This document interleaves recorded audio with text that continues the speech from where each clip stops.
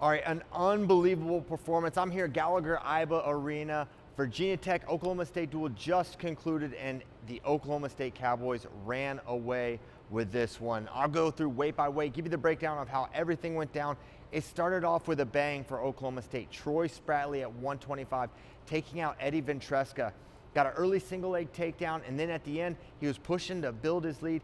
He gets a go behind at the end and able to get a turn right as time is expiring to get the major over Eddie Ventresca. This is a highly ranked guy, an All-American for Virginia Tech. That really set the tone for the night. Troy Spratley, everyone going into this one thinks this is probably a one takedown match. That was not the case at all. Troy Spratley dominated. No Connor McGonigal for Virginia Tech. It was freshman Dylan Campbell, and he had his hands full against Reese Whitcraft, who continues to roll.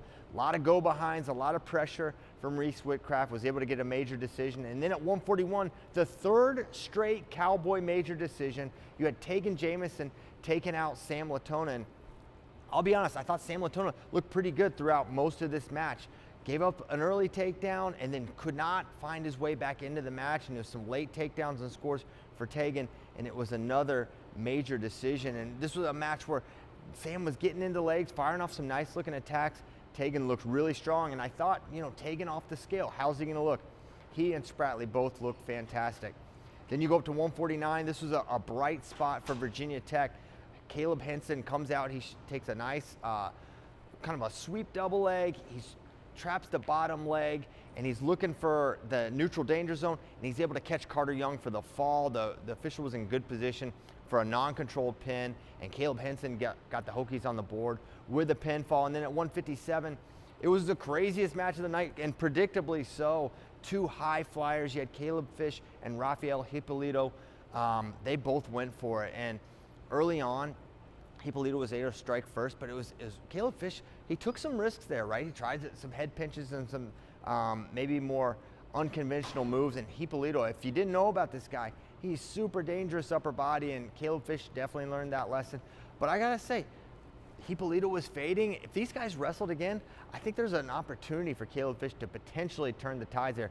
It was flirting with a major decision for a period of time, and then it ended up being a 5-point win for Hippolito. And that would be the last win for the Virginia Tech Hokies. You go to 165, Cam Amin gets it done against Mac Church. He had a pretty lopsided win. Then at 174, for me, this was the most eye-opening, jaw-dropping match. It's not the Spratley major over Ventresca or Tegan over. It was Dean Hamady's Tech over Lennox Wolak. And it wasn't just the fact that he bonused him. It was how he bonused him, how he got the Tech. And the Tech was all but assured late. There's a lot of takedowns, some turns for Dean. He had a nice reinforced bar tilt, and of course he had his signature ankle picks and low ankle attacks.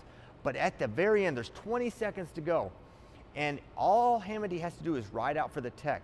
Coach Taylor, there's a restart, tells him to cut and go get the takedown for the Tech, and Dean goes after it, gets the takedown as time expires for the Tech over Lennox Wolak, who was an All-American a year ago. And right now, Dean Hamady is looking every bit of a title contender. Obviously, there's Levi Haynes. Obviously, there's Keegan O'Toole. But you have to add Dean Hamady to that conversation. 184, Dustin Plott rolled against Sam Fisher. No TJ Stewart. I don't even believe he made the trip for the Hokies. And then at 197, we thought we might see Sonny Sasso. The Hokies used Andy Smith, who had a win over Luke Serber at Cliff Keen, Las Vegas. And it was Serber getting the win, and maybe one of the most exciting moments of the entire evening. A sudden victory scramble that seemed to last over a minute and a half, where it was the initial shot from Andy Smith, and Coach David Taylor and Luke Serber both said, yeah, he had him dead to rights. And then Serber was able to find a way, scrambled out of it, ended up on a high crotch, and was able to get the finish of his own for the win. This place was absolutely bananas. And then out comes Wyatt Hendrickson doing exactly what we thought he was going to do. He comes out, gets the opening takedown, but it was Hunter Katka for the Hokies. Katka got in on a nice single leg.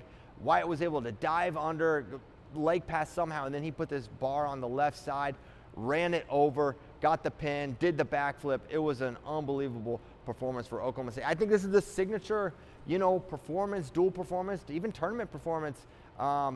Just the moment of the year for the Cowboys, who just look absolutely amazing. And Coach David Taylor really pleased with the effort and that the guys are wrestling the way they want to wrestle, and that they're filling the space with a lot of action. And you got to tip your cap to Virginia Tech, making the trip here to to Oklahoma State. It's a tough place to wrestle, and I've watched Virginia Tech a lot over the years, as you guys may know, and man, I haven't seen many times where they've taken a beating like that. It just really doesn't happen.